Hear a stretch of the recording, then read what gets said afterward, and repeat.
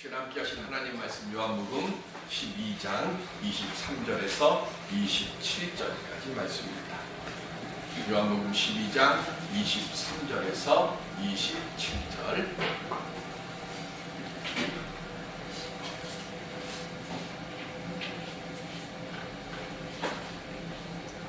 예수께서 대답하여 이르시되 인자가 영광을 얻을 때가 왔도다. 내가 진실로 너희에게 이르노니 하나의 빛이 땅에 떨어져 죽지 아니하며 하나의 그대로 있고 죽으면 많은 열매를 맺느니라. 자기의 생명을 사랑하는 자는 잃어버릴 것이요 이 세상에서 자기의 생명을 미워하는 자는 영생하도록 보전하리라. 사람이 나를 섬기려면 나를 따르라. 나 있는 곳에 나를 섬기는 자도 거기 있으리니 사람이 나를 섬기면 내 아버지께서 그를 귀히 여기시리라. 지금 내 마음이 괴로우니 무슨 말을 하리요. 아버지여 나를 구원하여 이 때를 면하게 하여 주옵소서. 그러나 내가 이를 위하여 이 때에 왔나이다. 아멘. 예수님 때문에 기쁨이 넘치는 삶이 되는 우리 성도들의 심령들이 될 수 있기를 주님의 이름으로 축원드립니다. 우리가 피라미드나 아니면 거대한 고인돌을 보면서 놀라합니다. 그렇죠? 그 옛날에 기계도 없고 그렇다고 운반 도구도 이렇게 마땅치 않았던 그 당시에 그렇게 크고 웅장한 그리고 무거운 돌들을 어떻게 옮겨서 저렇게 만들었을까? 우리가 말하는 도저히 지금 우리의 머리로는 생각이 안 되는, 그래서 세계 7대 불가사의라고 하는, 인간의 힘으로는 도저히 할 수 없는 일들을 이룬 것을 보면서 감탄하면서 그렇게 이야기들을 합니다. 그러면 그렇게 기계도 중장비도 없던 시절에 왜 옛날에 그렇게 크고 웅장한 피라미드나 고인돌이나 아니면 탑들을 왜 세웠을까요? 크고 웅장한 건물이나 탑은 그 당시 통치하는 왕의 권력을 나타낸다고 합니다. 그러니까 내가 있을 때 이렇게 크고 으리으리하고 웅장한 것들을 세웠다. 그것을 통해서 누구 이름이 나가는 거예요? 그 당시에 세웠던 왕의 이름이 나가는 겁니다. 그러니까 우리가 수원성을 새로 세웠습니다. 그죠? 다산 정약용을 통해서 그 수원성을 건축을 했는데 정조가 그 수원성을 건축하고 난 다음에 그렇게 좋아했다는 거예요. 공기가 물론 반으로 줄어드는 것도 있고, 그때 처음으로 거주기라고 하는 것을 정약용이 만들어서 공기를 엄청나게 단축했지만 무엇보다도 뭡니까? 내가 있을 때 이렇게 크고 좋은 성을 건축했다. 그리고 내 아버지 사도세자의 묘로 가는데 갈 때마다 그 앞을 지나가도록 묘를 그쪽에다 옮겨놓은 거예요. 그렇게 하면서 아주 좋아했어요. 왕의 그런 것들이 내 능력 그리고 내 이름, 내 명성이 퍼져나가는 것 때문에 좋아하는 겁니다. 세계에서 제일 큰 성당이 뭔지 아십니까? 세계에서 제일 큰 성당. 이 성당 때문에 마틴 루터가 종교개혁을 했습니다. 바로 성 베드로 성당입니다. 이 성 베드로 성당은 원래는 콘스탄틴 대제가 기독교를 국교로 하면서 이곳에 베드로의 무덤이 있을 것이다 라고 생각하는 그곳에 성당을 하나 만들었는데 1503년에 재건축을 시작을 합니다. 그래서 1623년에 완공이 됐어요. 120년을 거쳐서 완공을 했습니다. 앞으로 캐톨릭이 없어지기 전까지는 그 어떤 나라에서도 이 베드로 성당보다 크게 짓지 못합니다. 왜 그런가 하면 교황청 법에 앞으로 어떤 성당을 져도 이 베드로 성당보다는 크게 짓지 못하도록 딱 못을 박아놨습니다. 이 베드로 성당은 처음에 재건의 첫 시작은 누가 했는가 하면 유명한 미켈란젤로가 했습니다. 그런데 미켈란젤로가 건축을 하다가 죽고 그 다음에 해서 4명인가 책임자가 계속해서 바뀌었습니다. 그래서 이 베드로 성당에 가보면 엄청난 미켈란젤로의 좋고 으리으리한 작품들이 베드로 성당 안에 꽉 차 있어요. 제가 뭐 이거 얘기하려고 하겠습니까? 요 앞에 지금 이 가서 이게 베드로 성당이고요. 요게 오벨리스크입니다. 저거 얘기하려고 하는 거예요. 오벨리스크라고 하는 것, 저거는 이집트의 태양신을 섬기는 태양 신전 앞에 바치는 탑이에요. 근데 저거를 로마 황제 칼리프가 이거를 전쟁에서 승리해가지고 이거를 로마로 가지고 와서 원형 경기장에다가 처음에는 그거를 놨어요. 그런데 칼리필러가 놨던 그 오벨리스크를 베드로 성당을 재건하면서 1586년 9월 10일 그때 현재 자리에다가 놔뒀습니다. 자, 저 오벨리스크 맨 위에 생각보다 그림이 크게 안 나와서 자, 이게 지금 오벨리스크인데 그 맨 위에 뭐가 혹시 보이세요? 십자가 보이세요? 그러면 됐습니다. 저것 때문에 저 오벨리스크를 그러면 왜 베드로 성당 앞에 놔뒀을까요? 두 가지 의미라고 합니다. 첫 번째는 박해왔던 기독교가 이교를 물리치고 승리했다. 그거를 자랑하기 위해서 오벨리스크를 세운 거고요. 두 번째는 저 위에다가 십자가를 하나 더 올려놨어요. 십자가를 올려놓고 이 길이가 25.5m입니다. 어떻게 올라간지 모르겠어요. 그리고 저거의 무게가 320톤입니다. 320톤 하니까 32만 kg이에요. 저걸 어떻게 옮겨왔고 또 저걸 또 어떻게 옮겨서 저 위에다가 십자가를 세워놓고 뭘 의미를 부여하는가 하면 원수까지도 사랑하라는 그리스도의 사랑의 정신을 순례하는 사람들이 이 탑을 보면서 깨닫고 돌아가라 하는 뜻으로 오벨리스크를 여기다가 세웠다고 합니다. 그런데 저 오벨리스크는 원래 로마의 것입니까? 아니죠. 약한 나라 정복하고요. 그거 정복한 기념으로 이집트의 태양신을 약탈해가지고 온 겁니다. 그리고는 그 위에다가 십자가 하나만 달랑 올려놓는다고 해가지고 저것이 태양신에 섬기는 것이라고 하는 의미가 없어지지도 않을 뿐더러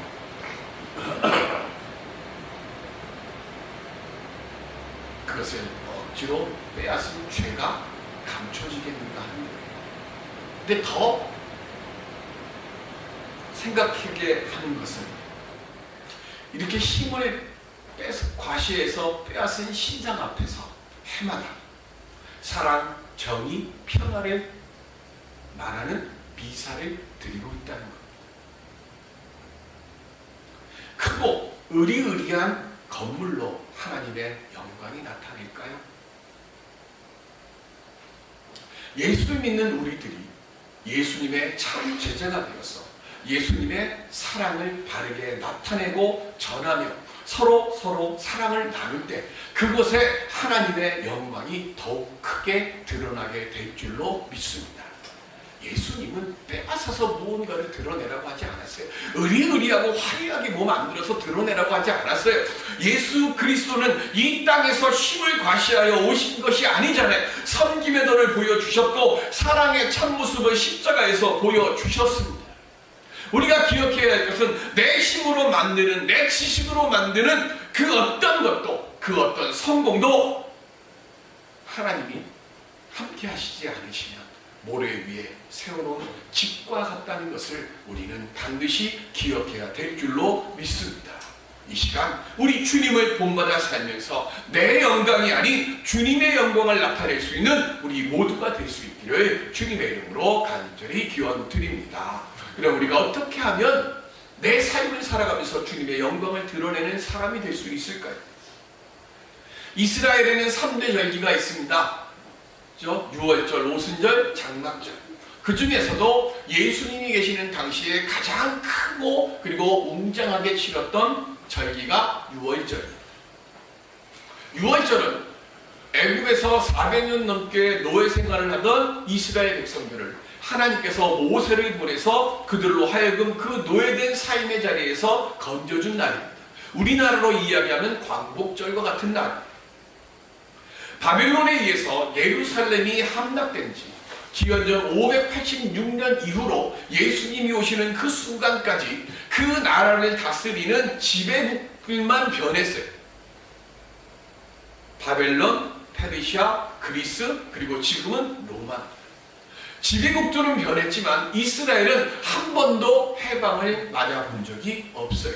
그래서 백성들의 마음 속에는 모세와 같은 지도자를 하나님께서 속히 보내주셔서 이 속박으로부터 우리를 해방시켜 달라고 하는 그 간절함이 있었기 때문에 이스라엘 사람들이 지키는 3대 절기 중에 이 유월절 행사를 가장 크고 성대하게 치른 겁니다.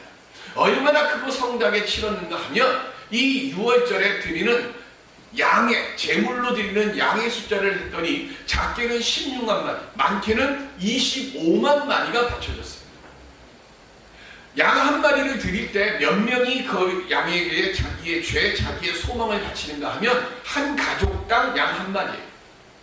그럼 우리는 한 가족 하면 부모 자식 해갖고 많아야 5, 6 이렇게 하는데 그게 아니라 옛날에는 어떻게 한 가족이라고 하는 건 우리랑 단위가 달라요. 그러면 작게 계산했을 때 그냥 양 한 마리당 10명으로 계산하면 예루살렘 성전에, 예루살렘 주변에 몇 명이 모였다는 얘기예요? 250만 명이 모였다는 얘기예요. 그 조그만 곳에. 그만큼 그들은 간절한 마음으로 메시아를 기다리고 있었어요. 오늘 본문의 말씀은요, 나사로가 살아나고 그 이후에 예수님이 예루살렘에 나귀를 타고 들어오셨어요. 나귀를 타고 들어올 때 백성들이 이 예수님이 들어오시는 그것을 보고 야 진짜 정치적 영웅 메시아가 오셨나 보다 하고 들떠 있었습니다. 그 들떠 있는 그 당시 그곳에 요한복음 12장 20절 시작. 명절에 예배하러 올라온 사람 중에 헬라인 몇이 있는데 헬라인은 누굴 얘기한다고 그랬어요? 그리스인들입니다.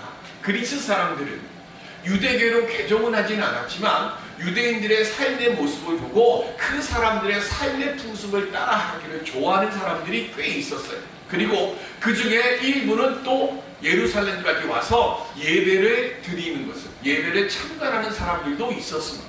그런데 그 사람들 중에 몇 사람이 예수님을 만나기를 소망한 거예요. 그런데 직접 예수님을 찾아가서 말씀드릴 수가 없으니까, 어려우니까 자기들하고 아마 좀 대화가 통했던 것 같아요. 21절 이하에 보면 빌립에게 처음에 부탁을 하고 그 이야기를 들은 빌립이 안드레에게 다시 이야기를 합니다. 그래서 빌립하고 안드레가 이 헬라인들 몇을 데리고 예수님을 지금 만나러 옵니다.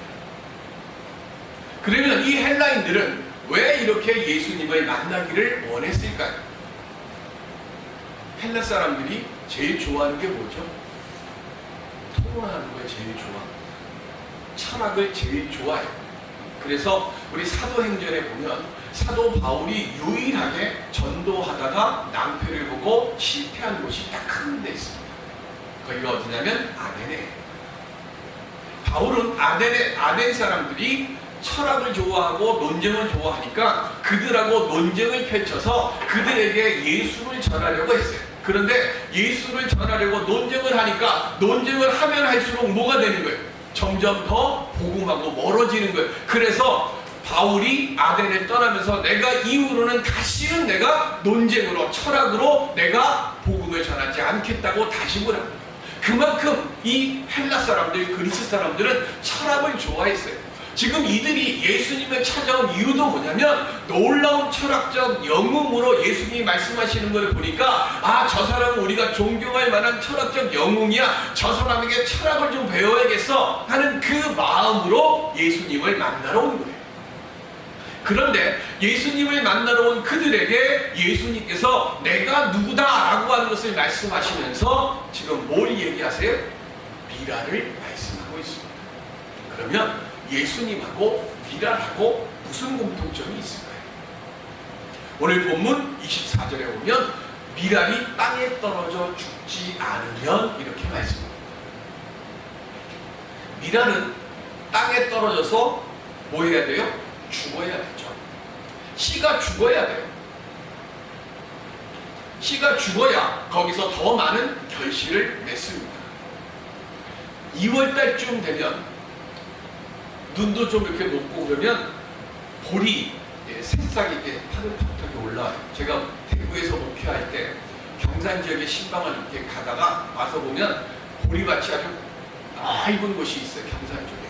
그런데 그 그곳에 가가지고 새싹이 이렇게 올라와서 그거를 이렇게 손으로 한번 이렇게 만져갖고 쑥 하니까 그냥 쑥 빠져요. 보니까 힘이 없어. 겨울에. 쑥 빠지는데 보면 안이 텅 비었어요. 볼이 나가를. 그리고 거기에서 뭐가 나오는 거예요? 쑥이 나가요. 내가 죽어야 돼요. 미리 죽어야 거기서 뭐가 되는 30배, 50배, 100배의 결실이 거기서 나오는 거예요. 똑같아요. 예수님도 지금 뭐 하는 거예요? 십자가에 달려 죽으셔야 되는 거예요. 십자가에 달려 죽으시는 게 뭐예요? 내가 미라처럼 땅에 떨어져서 죽는 것을 말하는 거고, 예수님이 십자가에 달려 죽으셔야 더 많은 사람들이 생명을 얻을 수 있는 겁니다. 빌립보서 2장 8절에 보면 시작, 사람의 모양으로 나타나사 자기를 낮추시고 죽기까지 복종하셨으니 곧 십자가에 죽으시니라. 아멘. 예수님이 오늘 본문에서도요 뭐라고 그러셨어요?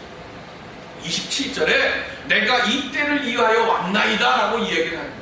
이 때가 뭐예요? 십자가에 달려 죽으시는 그 때를 위해서 오신 거예요. 근본 동체 하나님이신 예수님이 인간의 육신을 입고 이 땅에 오신 이유가 뭐예요? 죽기까지 복종하시고 십자가에 달려서 우리를 위해서 대속의 죽음을 죽이시는 그 일을 위해서 이 땅에 오신 거예요. 원래 십자가는 뭐죠? 고대로부터 로마에 이르기까지 잔인한 사형도구 7가지 중에 한 가지가 이 십자가입니다. 그런데 예수님이 십자가에 달려 죽고 나신 이후로부터는 십자가는 우리는 그걸 보고 더 이상 잔인한 사형의 도구라고 생각하지 않습니다. 우리에게 있어 십자가는 뭐죠? 구원과 은혜의 상징. 희생 없는 열매는 없습니다. 십자가 없는 영광도 없고 죽음 없이는 생명도 없다는 것을 지금 예수님이 말씀하고 있습니다. 죽어야 산다라고 하는 말씀의 뜻이 바로 여기에 있는 거예요. 죽어야 사는 이것이 참 생명의 보존의 길이고, 예수님은 그것을 우리에게 보여주시기 위해서 이 땅에 오셨다는 것. 그러면서 25절에 이렇게 말씀하십니다. 자기의 생명을 사랑하는 자는 잃어버릴 것이요 이 세상에서 자기의 생명을 미워하는 자는 영생하도록 보존하리라 했습니다. 여러분들, 내 생명을 미워하는 게 뭘까요? 여러분들, 내가 건강한 게 싫습니까? 내 육신이 아무 질병이 없고요, 내가 먹고 사는데 아무 근심 걱정 없고 염려 하나도 없는 게 싫습니까? 그럼 여기서 미워하라는 게 뭘까요? 왜 예수님은 미워하라고 그랬을까요? 어떻게 내가 나를 미워하겠습니까? 비록 성경은 헬라어로 쓰여 있지만 여기서 지금 예수님이 말씀하시는 나를 미워하라, 나를 사랑하라, 이 말의 말은 히브리어예요. 예수님이 하신 말씀은 히브리어입니다. 그런데 히브리어의 이 미워하다라고 하는 말의 뜻은, 뜻은 뭐냐면 덜 사랑한다는 뜻입니다. 즉, 내 자신의 생명보다 더 우선하는 다른 가치가 있음을 알라라고 하는 그 뜻이에요. 그러니까 나의 자신을 미워하라는 게 이 말의 뜻이 뭐냐면, 내 자신의 성공과 출세와 내 자신의 건강과 내 자신의 쾌락과 즐거움만을 추구하는 사람은 죽을 것이고, 사랑한다는 말의 그 뜻이에요. 그럼 미워한다는 건 뭐예요? 내 자신의 즐거움과 쾌락과 내 자신의 형통함을 뭐하는 거예요? 더 소중하게 여기는 사람은 생명을 얻게 된다는 이 말씀의 뜻입니다. 이 말이 무슨 의미인가 하면, 여러분들 오늘 교회마당 들어오면서 나무 밑에 뭐를 보셨어요? 길거리 다니면서 요즘 은행나무가 많잖아요. 특히 우리 동네는 그게 더 많아요. 그러면 밑에 뭐가 뒹굴어요? 낙엽이 뒹굴죠. 이 낙엽은 왜 생깁니까? 이 낙엽은 가을이 들어오고 겨울이 오기 시작을 하면 단풍이 지고 나중에는 어떻게 됩니까? 이것이 떨어져 나갑니다. 왜 떨어져 나가죠? 양분을 나무가 스스로 주지를 않습니다. 왜냐하면 나무 잎사귀를 다 달고서는 춥고 기나긴 겨울을 이 나무가 도저히 살 수 없기 때문에. 내가 살려고 뭐 하는 거예요? 나무에 달려있는 잎사귀를 죽이는 겁니다. 이게 예수님이 말씀하시는 미워하다는 거예요. 내가 살아야 되는 거예요. 내가 살아야 되니까 덜 소중한 것을 뭐 하는 거예요? 죽이는 거예요. 그러면 가지에서 떨어진 잎사귀들은 어떻게 됩니까? 야, 네가 나를 죽였어? 그러면서 막 원망하면서 다닙니까? 아닙니다. 가지에서 떨어진 잎사귀들은 어떻게 해요? 나무 아래 수북히 쌓입니다. 수북히 쌓이면서 어떻게 됩니까? 추운 겨울을 지내는 동안에 이 낙엽이 따뜻하게 나무를 덮여줘요. 덮여줄 뿐만 아니라 이 잎사귀 밑에는 뭐가 생겨요? 벌레가 생기고, 그리고 땅과 잎사귀를 먹고, 그 벌레가 무언가를 자꾸 만들어서 그 땅 밑에 뭐가 만들어져요? 부엽토가 만들어지고, 거름이 만들어지고, 양분이 만들어져서 새로운 봄철이 왔을 때 이 나무가 다시금 줄기차게 쭉쭉 뻗어나갈 수 있는 힘을 얻게 해줍니다. 나무가 말할 수 있다 그러면 겨울철에 빈 가지만 쭉 뻗어놓으니까 창피하다 그럴 거예요. 그죠? 부끄럽다. 가지 보지 말라고 나 창피하다. 옷 벗었다. 그런데 그 부끄러움을 참고 뭐 하는 겁니까? 내가 살아야 되는 거예요.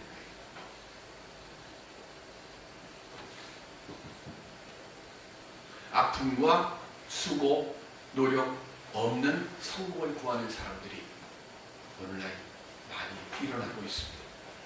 변하지 않고 아프지 않고 아쉬움 갖지 않고 내가 누리고 싶은 것 다 누리면서 살기를 원하는 사람들도 참 많습니다.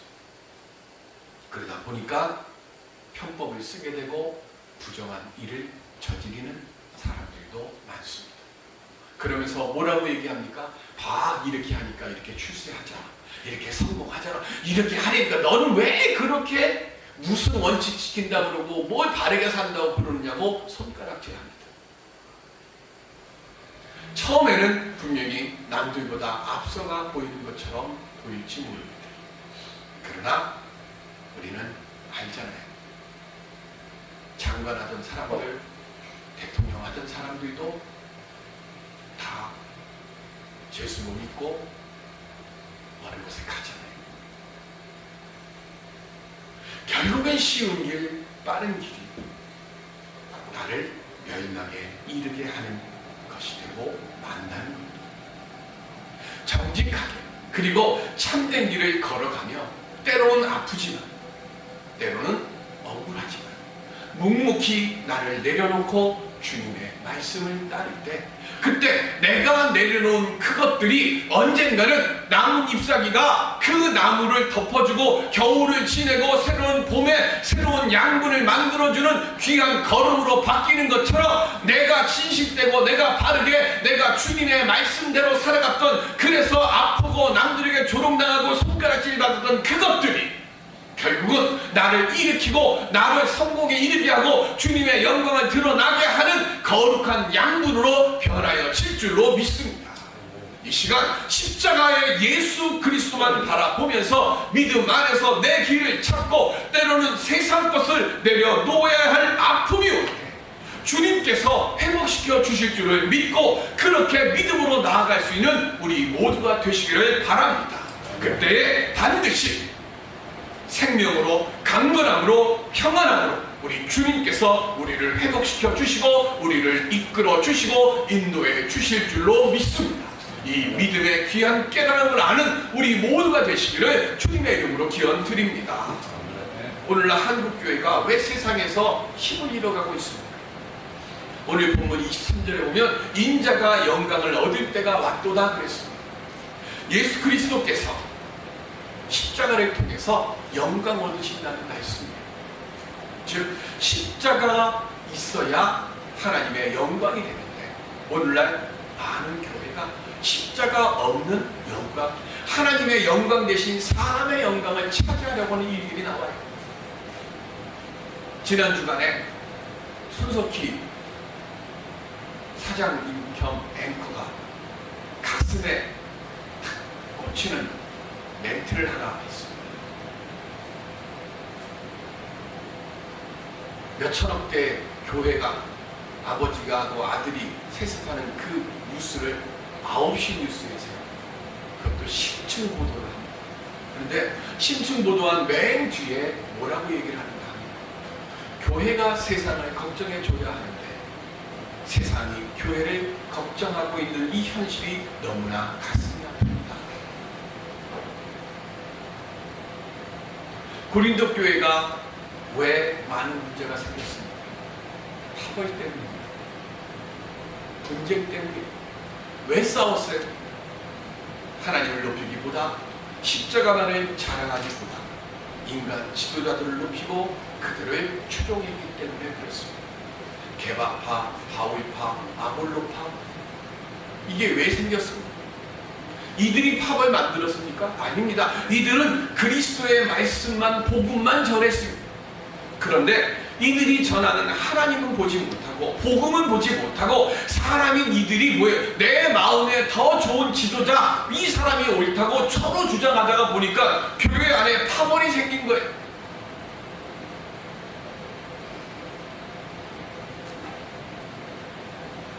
교회가 왜 세상 권세가 필요합니까? 왜 웅장하고 화려한 건물이 그렇게 중요하다고 빚을 내가면서 교회 짓습니까? 이게 잘못됐잖아요. 고린도후서 10장 5절에 보면 시작, 하나님 아는 것을 대적하여 높아진 것을 다 무너뜨리고 모든 생각을 사로잡아 그리스도에게 복종하게 하니 아멘. 바울은 우리 기독교가 어디서 시작해야 하는가를 말씀하고 있어요. 이게 고린도후서 10장 5절입니다. 무슨 뜻입니까?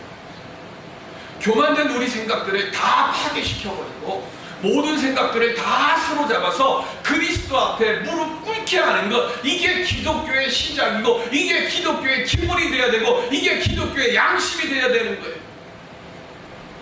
이 사명을 위해서 오늘 우리 모두가 부름 받은 줄로 믿습니다.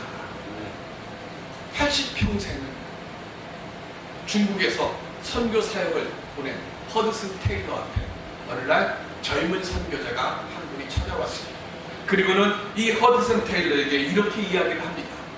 선교사님, 이 황무지 같은 중국 땅에 교회들이 서는 것을 보고 싶습니다. 중국 사람들이 이 복음을 듣고 미개한 삶에서 벗어나기를 바랍니다. 그랬더니 허드슨 테일러가 이렇게 대답을 합니다. 내가 중국이 사랑스러워서 여기 있는 줄 아십니까? 내가 이곳 생활이 즐거워서 여기 있는 줄 아십니까? 아닙니다. 모래바람 일고 미개한 사람들이 살고 있는 이 문명의 불모지가 뭐가 그렇게 좋겠습니까? 그러나 내 안에 내가 이곳에 있는 것을 원하지도 않고 즐거워하지 않음에도 불구하고 이 일을 위하여 내 목숨을 버릴 수밖에 없게 만드는 그 무엇이 있어서 내가 지금 이곳에서 평생을 살았습니다. 그게 뭔지 아십니까? 그것은 그리스도가 나를 위하여 십자가에서 죽으셨다는 겁니다. 나는 그 은혜 때문에 지금 여기에 있는 겁니다. 내 이름 드러내려고 내가 무엇 이루었다고 그거 하지 말라는 거예요. 예수 그리스도를 사랑하십니까? 십자가의 구원을 사랑하시고 십자가의 구원 받았음에 대해서 감사하는 마음 가지고 계십니까? 우리가 십자가의 사랑을 갖고 있다면 조금도 사랑스럽지 않은 것을 우리 그리스도 때문에 사랑할 수 있는 내가 되게 해달라고 우리 주님께 기도하고 그렇게 살아야 되는 것이 우리의 믿음이고 우리의 사명인 줄로 믿습니다. 조금 더 즐겁지 않은 것, 그것을 예수 그리스도의 십자가의 사랑으로 말미암아서 즐거워할 수 있는 믿음 갖는 우리들이 되시기를 바랍니다. 섬김에 그리고 온전한 헌신의 사랑이 있을 때 교회는 우리가 만남의 교회 자랑할 필요가 없어요. 우리가 그렇게 헌신하고 그렇게 섬김의 사랑을 살고 그리스도의 영광에 감격해서 살면 세상이 우리 만남의 교회를 높여줄 것이고 우리 주님의 영광을 찬양할 줄로 믿습니다. 이 시간 하나님의 영광을 높여드리는 참 미랄의 믿음으로 나는 죽이고 예수 그리스도만 살릴 수 있는 그 믿음 갖는 우리 모두가 되시기를 바랍니다. 그때 우리를 통해 하나님이 영광 받으시고 우리 삶을 복되게 인도해 주실 줄로 믿습니다. 이 은혜의 돌보심을 얻는 참 미랄이 되었어. 나는 죽이고 그리스도가 사는 그 믿음으로 살아가는 우리 모두가 될 수 있기를 주님의 이름으로 축원드립니다. 기도하겠습니다.